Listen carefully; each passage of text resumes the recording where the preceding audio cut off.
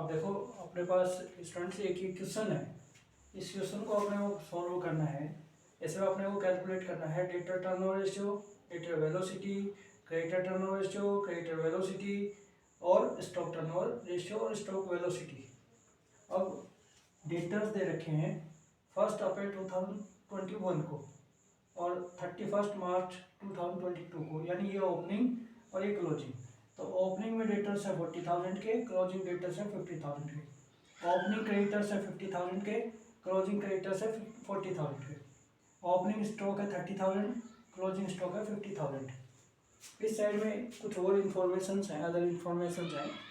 Cash received from debtors, यानी जो देनदार थे जिनको अपन ने उधार माल बेचा था, उनसे अपने को पैसा मिला 90,000। ठीक है, एंड डेटर से कैश रिसीव्ड हुआ। डेटर्स कौन होते हैं? जिसको अपन क्रेडिट में माल बेचते हैं। अब जब क्रेडिट में माल बेचेंगे तो अपन उधार में देंगे उनको सारा माल, तो धीरे धीरे उनसे कलेक्शन आएगा। तो कैश रिसीव्ड फ्रॉम डेटर्स, यानी डेटर्स से पैसे रिसीव्ड हुए 90,000। और जो क्रेडिटर्स होते हैं यानी जिनसे अपन उधार में माल खरीदते हैं, उनको अपन पेमेंट करते हैं, है ना। तो उनको अपन ने पेमेंट किया 60,000। नगद में माल बेचा, कैश सेल्स हुई 60,000। नगद में माल खरीदा 40,000, cash purchase 40,000।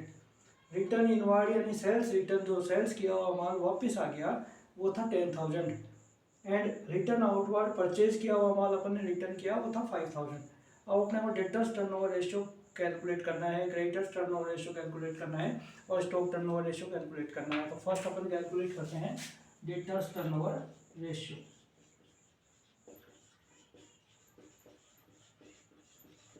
Debtors turnover ratio calculate करने का फॉर्मूला है net credit sales divide by average receivables. क्यों? क्योंकि डेटर्स टर्नओवर कैलकुलेट करते हैं तो डेटर्स कौन होते हैं? जिसको अपन माल क्रेडिट में बेचते हैं। तो अपन ने माल जो उधार में बेचा वो लेंगे और इनसे ही अपने को पैसा मिलता है, तो एवरेज रिसीवेबल्स। अब अपने को कैलकुलेट करना है नेट क्रेडिट सेल्स। अब देखो यहाँ पे डेटर्स दे रखे हैं, क्रेडिटर्स है, स्टॉक है, कैश रिसीव्ड है, कैश पेड है, सेल्स है और कैश परचेज है। अपने को नेट क्रेडिट सेल्स है, ये कैश सेल्स है। ठीक है, टोटल सेल्स होती, उसमें से कैश सेल्स लेस कर देते तो क्रेडिट सेल्स आ जाती, लेकिन टोटल सेल्स भी अपने पास यहाँ नहीं है। ठीक है, ओनली कैश सेल्स है। यदि क्रेडिट सेल्स भी होती तो कैश एंड क्रेडिट को ऐड करके टोटल सेल्स अपन कैलकुलेट कर लेते। ठीक है, लेकिन ओनली कैश सेल्स और ओनली कैश परचेज होने की वजह से अपन नेट क्रेडिट सेल्स कैलकुलेट नहीं कर सकते। तो इस कंडीशन में अपने को एक अकाउंट प्रिपेयर करना पड़ेगा। अकाउंट कैसे? कि जो डेटर्स होते हैं ना, जिनको अपन क्रेडिट में माल बेचते हैं, है ना, उनकी अमाउंट कैलकुलेट करनी पड़ेगी कि अपन ने डेटर्स को क्रेडिट में माल कितना सेल किया था। क्योंकि कैश सेल्स तो है अपने पास लेकिन क्रेडिट सेल्स नहीं है, तो उस कंडीशन में अपन इनका अकाउंट प्रिपेयर करते हैं डेटर्स का, यानी जिनको अपन ने उधार में माल बेचा है उनका अकाउंट प्रिपेयर किया जाएगा। अब उनका अकाउंट प्रिपेयर करने के लिए अपन ने लेजर में अकाउंट्स प्रिपेयर किए थे, लेजर में अकाउंट्स बनाए थे ना, वही अकाउंट्स अपने को यहाँ बनाने पड़ेंगे। अकाउंट्स बनेगा इसमें डेटर्स का, डेटर्स अकाउंट, यानी टोटल डेटर्स कितने के थे उससे अपन यहाँ अकाउंट प्रिपेयर करेंगे। ठीक है, तो अकाउंट्स का ये फॉर्मेट है, ये डेबिट साइड है, ये क्रेडिट साइड है। ठीक है, ये पूरी समरी है, इसलिए अपन डेट यहाँ पे यूज नहीं कर रहे। Debit side, credit side, particular amount rupees, फिर पर्टिकुलर अमाउंट रुपीज। अब अपन ने डेटर्स ही क्यों बनाया? क्योंकि अपन डेटर्स टर्नओवर रेशियो कैलकुलेट करते हैं। तो डेटर्स कौन होते हैं? जिसको अपन क्रेडिट पे माल बेचते हैं, और क्रेडिट सेल्स अपने को कैलकुलेट कर लिए, इसलिए अपन ने डेटर्स अकाउंट प्रिपेयर किया, डेटर्स अकाउंट। ठीक है, अब देखो डेटर्स अपनी एसेट्स होती है, क्योंकि अपन इनके पैसे मांगते हैं तो ये अपने को पैसे देंगे, तो जब पैसे देंगे तब तक ये अपने लिए असेट्स होती है। तो डेटर्स असेट्स होती है, क्रेडिटर लायबिलिटी होती है। तो असेट्स जो होती है ना, उसका हमेशा डेबिट बैलेंस होता है। तो यहाँ अपन लेंगे ओपनिंग बैलेंस, यानी शुरू में अपन कितने लोगों के पैसे मांगते थे, यानी शुरू में अपने कितने डेटर्स हैं, कितने रुपए के डेटर्स हैं उसके शुरू में, तो वो कहलाता है ओपनिंग बैलेंस। तो ओपनिंग बैलेंस अपन डेबिट साइड में लिखते हैं डेटर्स के, यानी असेट्स का डेबिट बैलेंस होता है, इसलिए अपन डेबिट साइड में ओपनिंग बैलेंस लिखते हैं।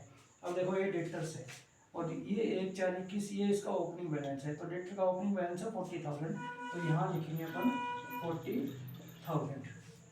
ठीक है, इसके अगेंस्ट में 2 और 3 लाइनें छोड़कर अपन यहाँ लिखेंगे बाई बैलेंस CD यानी क्लोजिंग बैलेंस, यानी वर्ष के अंत में अपने डेटर्स कितने के हैं वो ये है। तो वर्ष के शुरू में ये डेटर्स थे जो अपन डेबिट साइड में लिखेंगे, वर्ष के अंत में डेटर्स थे 50,000 के जो क्रेडिट साइड में अपन नोट करेंगे। एक बार मैं दोबारा रिपीट करता हूँ, ये डेटर्स अकाउंट अपन प्रिपेयर कर रहे हैं क्रेडिट सेल्स कैलकुलेट करने के लिए, क्योंकि डेटर्स वो व्यक्ति होते हैं जिनको अपन ने उधार में माल सेल किया है। ठीक है, डेटर्स अपने असेट्स है, असेट्स का डेबिट बैलेंस होता है, तो इसलिए अपन ने यहाँ लिखा टू बैलेंस BD, यानी ओपनिंग बैलेंस वर्ष के शुरू में जो डेटर्स अपने हैं वो अपन ने यहाँ लिखते हैं हमेशा असेट्स में।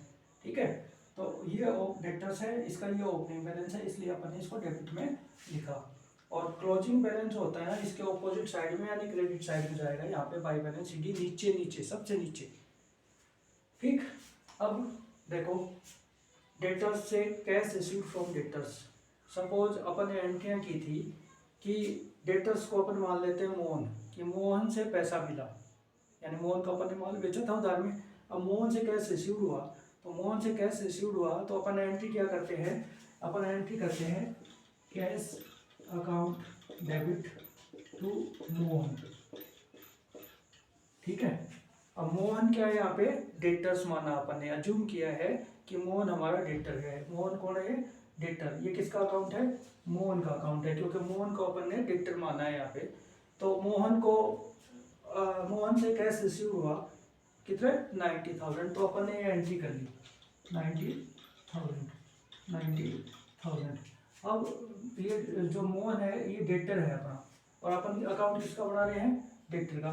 तो डेटर कौन है यहाँ पे, मोहन। मोहन यहाँ पे किस साइड में, क्रेडिट साइड में, तो इसके ऑपोजिट डेबिट साइड में क्या है, कैश। तो क्रेडिट साइड में अपन लिखेंगे कैश अकाउंट ₹90,000। ठीक है, इस तरीके से अपन इसकी एंट्री करेंगे।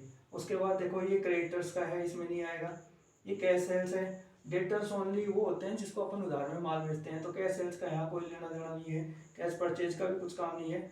रिटर्न इनवर्ड, अब देखो मोहन को अपन ने माल बेचा था, ठीक है, तो मोहन को माल बेचते हैं, यानी डेटर्स को माल बेचा था, तो मोहन डेबिट टू सेल्स, ये एंट्री करते थे जब माल बेचा था अपन ने।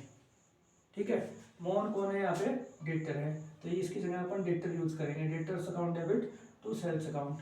तो ये किसका अकाउंट प्रिपेयर कर रहे हैं, मोहन का। ये मोहन का अकाउंट अपन प्रिपेयर करेंगे, डेटर का अकाउंट प्रिपेयर है, तो मोहन की पोजीशन क्या है, डेबिट साइड में, तो डेबिट में आएंगे यहाँ पे। इसके ऑपोजिट में क्या है, सेल्स। ठीक है, ये अमाउंट, ये है क्रेडिट सेल्स, ये होती है क्रेडिट सेल्स। तो क्रेडिट सेल्स अभी अपने पास है नहीं, इसी को कैलकुलेट करने के लिए अपन ये अकाउंट प्रिपेयर कर रहे हैं।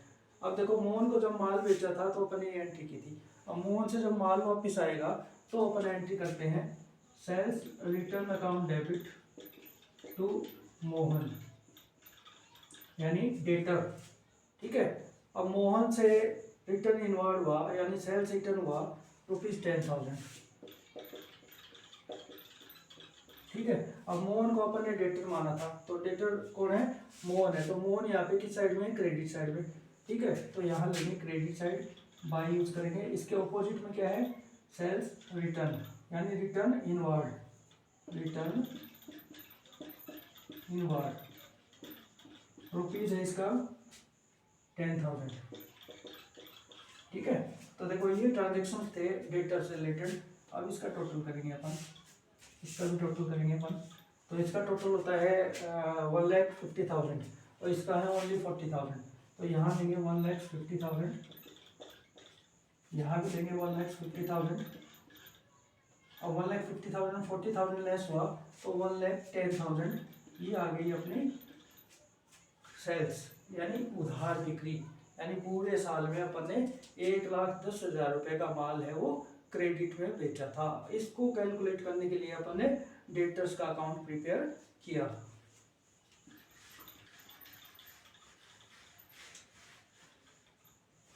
ठीक है, अब देखो अपने को चाहिए क्या, नेट क्रेडिट सेल्स। तो नेट क्रेडिट सेल्स आ गया 1,10,000, 1,10,000 डिवाइडेड बाई, अब चाहिए average receivables. Average receivables, average receivables calculate करने का जो तरीका है,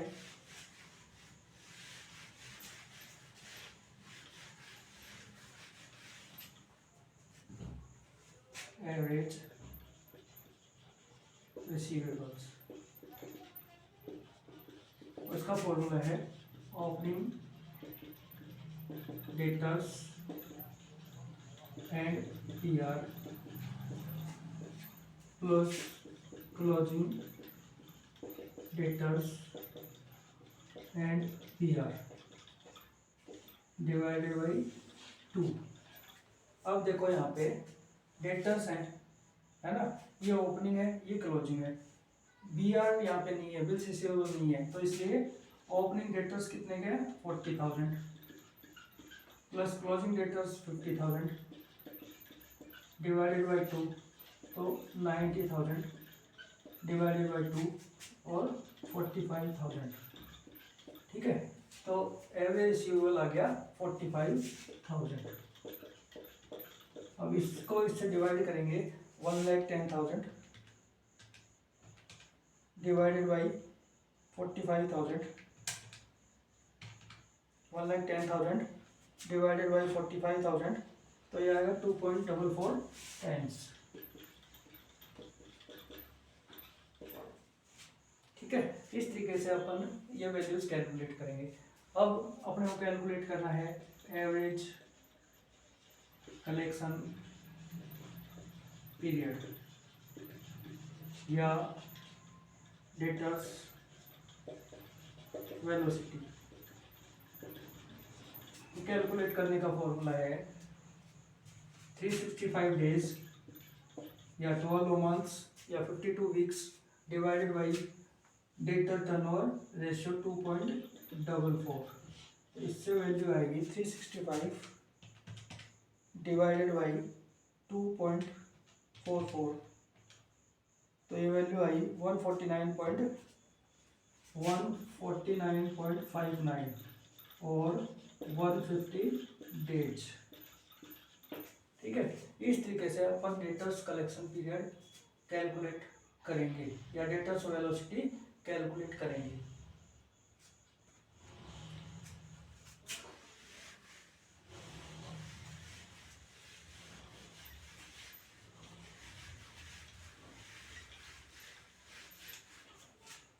इसके नेक्स्ट लेते हैं अपन क्रेडिटर्स टर्नओवर रेशियो या पेबल टर्नओवर रेशियो। इसका फॉर्मूला है, क्रेडिटर्स कौन होता है, जिससे अपन ने क्रेडिट पे माल परचेज किया है, तो यहाँ आएगा net credit purchase divided by average payables. ठीक है, net credit purchase divided by average payables. अब नेट क्रेडिट परचेज कैलकुलेट करें,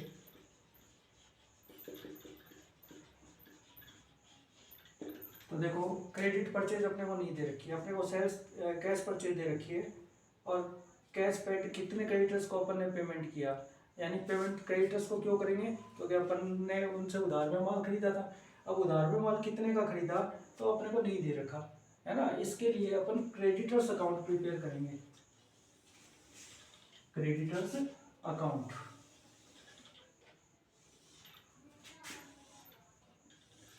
तो यहाँ अपन नोट करेंगे क्रेडिटर्स अकाउंट, वही पर्टिकुलर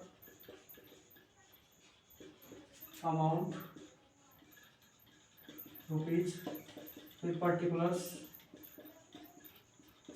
अमाउंट रुपीज।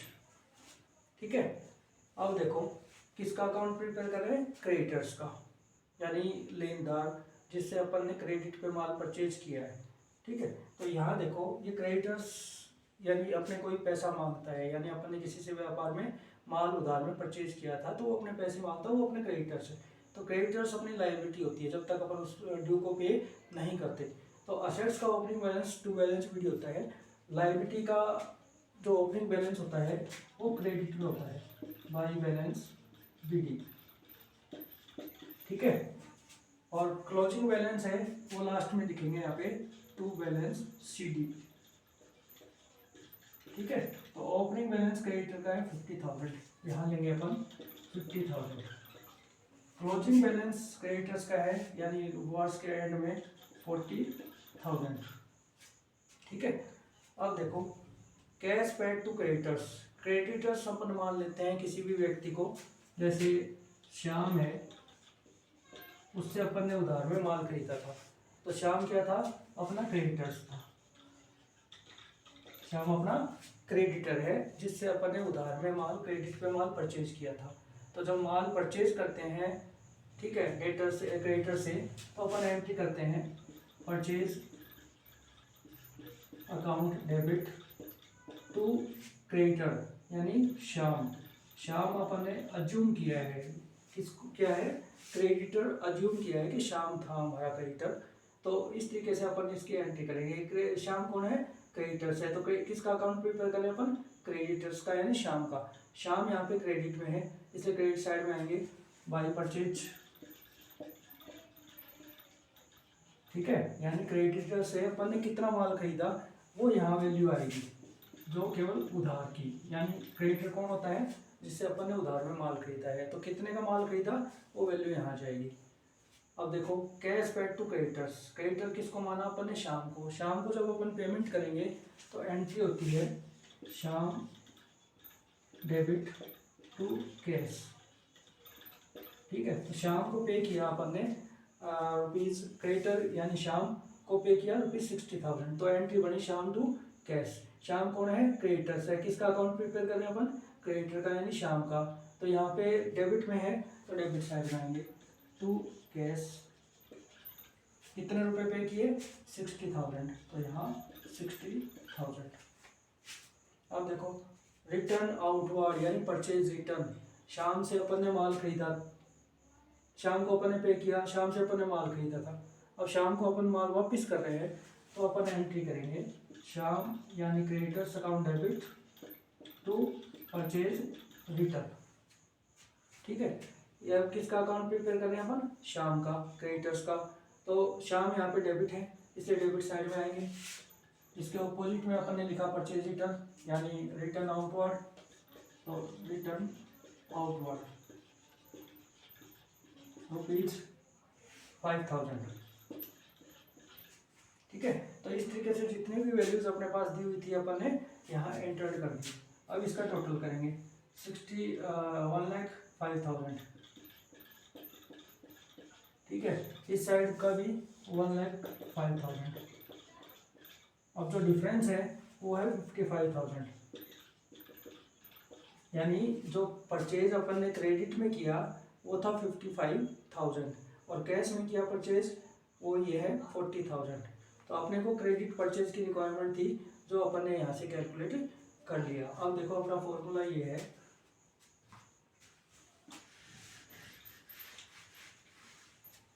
अपना फॉर्मूला अपने को चाहिए नेट क्रेडिट परचेज। तो ये आ गया परचेज, ये क्रेडिट का परचेज है। क्यों, क्योंकि क्रेडिटर्स के अकाउंट में ओनली क्रेडिट ही आता है। क्रेडिटर तभी होता है जब अपन ने उससे क्रेडिट में माल परचेज किया है। तो नेट क्रेडिट परचेज ₹55,000। अब चाहिए अपने को एवरेज पेबल्स।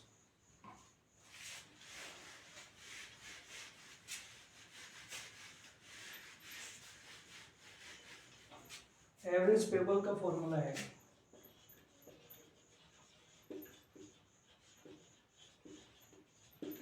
एवरेज पेबल्स का फॉर्मूला अपन लेंगे opening creditor and BP plus closing creditor and BP. तो यहाँ पे देखो क्रेडिटर्स ये बीपी नहीं है ना, तो फॉर्मूला लेंगे अपन opening creditors plus closing creditors divided by 2। अब देखो ओपनिंग क्रेडिटर्स, ये ओपनिंग है 1 अप्रैल 2021 को, तो 50,000 प्लस क्लोजिंग ये है ना 40,000 डिवाइडेड बाई 2 और 90,000 डिवाइडेड बाई 2 और 45,000 रुपीज़। तो एवरेज पेपर्स आ गया 45,000 रुपीज़। और 55 डिवाइडेड बाई 45 करेंगे, 55 डिवाइडेड बाई 45,000 इक्वल टू 1.22। इसकी वैल्यू आएगी 1.22 टाइम्स। ठीक है, इस तरीके से अपन ने क्रेडिटर टर्नओवर रेशियो कैलकुलेट किया, 1.22 टाइम्स आया। अब अपन कैलकुलेट करते हैं क्रेडिटर्स वेलोसिटी। क्रेडिटर्स वेलोसिटी और एवरेज पेबल पीरियड, इसको कैलकुलेट करेंगे 365 days 12 months 52 weeks divided by creditors turnover ratio. तो अपन वैल्यू ले रहे हैं इसकी 365 डेज में कैलकुलेट कर रहे हैं, divided by creditor turnover ratio 1.22। तो 365 डिवाइडेड बाई 1.22 अपन लेंगे,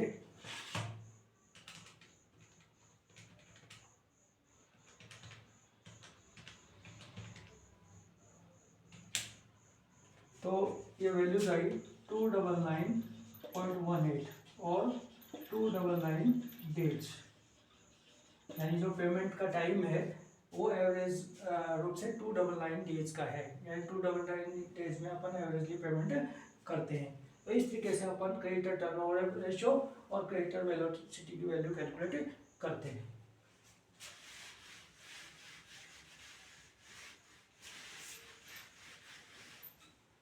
थर्ड है stock turnover ratio. Stock turnover ratio, इसका फॉर्मूला अपन ने लिया था cost of goods sold divided by average stock. अब कॉस्ट ऑफ गुड्स सोल्ड निकालने का फॉर्मूला है सेल्स माइनस जीपी। ठीक है, तो सेल्स में से अपन cost sales minus gross profit अपन लेंगे। ठीक है, तो उससे अपनी वैल्यू कैलकुलेट होगी। तो यहाँ अपन सेल्स लेते हैं, उसको कैलकुलेट करने का फॉर्मूला अपन ने लिया था sales minus GP, cost of goods sold equal to और cost of goods sold equal to opening stock plus purchase minus plus direct expenses minus closing stock. ठीक है, तो यहाँ देखो सेल्स माइनस जीपी, यानी सेल्स तो है अपने पास लेकिन ग्रॉस प्रॉफिट नहीं है। ठीक है, तो इस कंडीशन में यूज नहीं कर सकते। अब ओपनिंग स्टॉक अपन लेंगे, यहाँ पे ओपनिंग स्टॉक की वैल्यू है अपने पास 30,000 प्लस परचेज। अब परचेज अपने को नेट लेना है, cash purchase plus credit purchase जो भी अपन ने अकाउंट प्रिपेयर किया था। ठीक है, लेस परचेज रिटर्न। तो वैल्यू आएगी इसकी, नेट जो वैल्यू है वो अपन कैलकुलेट करेंगे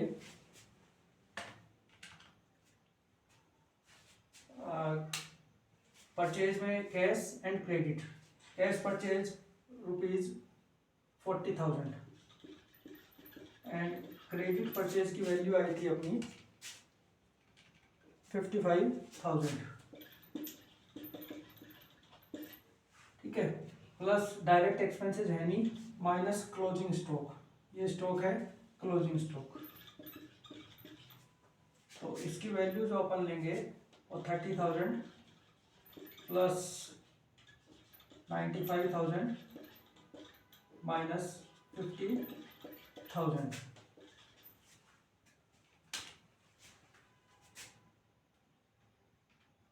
30,000 plus 95,000 minus 50,000 equal to 75,000।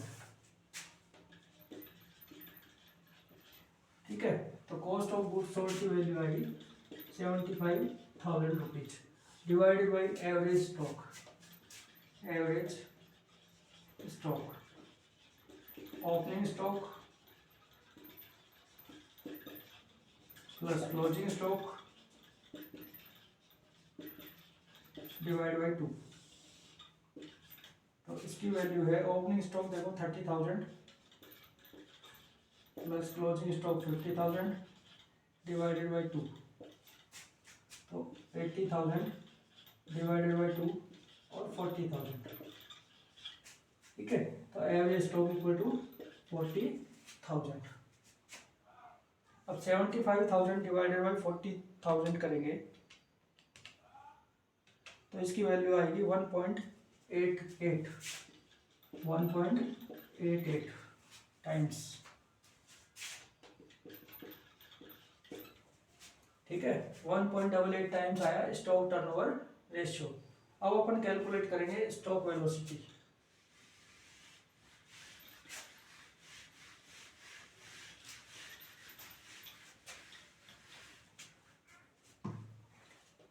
Stock velocity, stock velocity calculate करने के लिए 365 डेज डिवाइडेड बाई 1.88 यानी स्टॉक टर्नओवर रेशियो। तो 365 डेज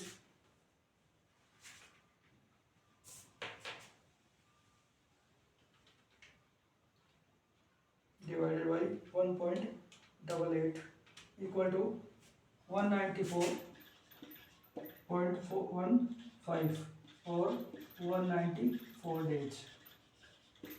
ठीक है, तो इस तरीके से अपन इसकी वैल्यू कैलकुलेट करेंगे स्टॉक टर्नओवर रेशियो और स्टॉक वेलोसिटी।